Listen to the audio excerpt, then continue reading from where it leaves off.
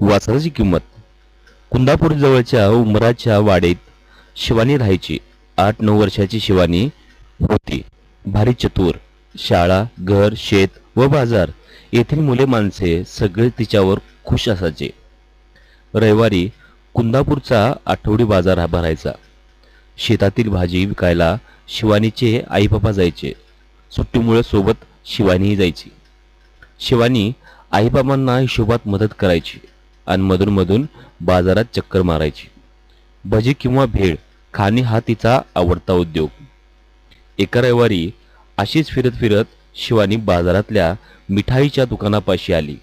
मिठाई पाहत ती सहज उभी होती. हलवाई तिच्याकडे पाहत होता. तो गल्ल्यावर उठून शिवानीकडे आला. "ऐ मुली, चल पैसे काढ." कसले पैसे? "मगापासून माझ्या मिठाईचा वास घेतेस, त्याचे पैसे." अहो, मिठाईचा वास येणारच ना, म्हणून काय वासाचे पैसे द्यायचे? काय माणूस आहे हा? काय सांगावं, असंच काहीतरी विचित्र वागतो हा. वासाचे पैसे? खुळाच दिसतो हा. पैसे दिलेच पाहिजे म्हणून हलवाई ओरडू लागला.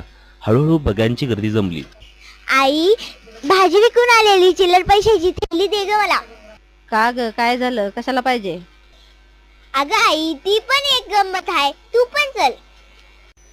चिल्लर पैशाची पिशवी घेऊन दोघी निघाल्या.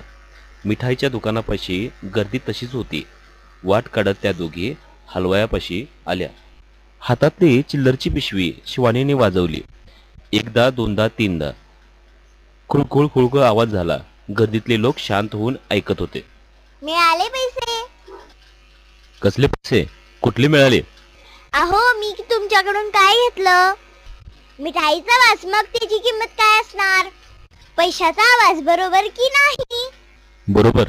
गर्दीतले लोक म्हणाले. आता हलवायाचा चेहरा पाहण्यासारखा झाला. शिवानी मात्र आयटीत पैशाची पिशवी घेऊन आईसोबत निघाली.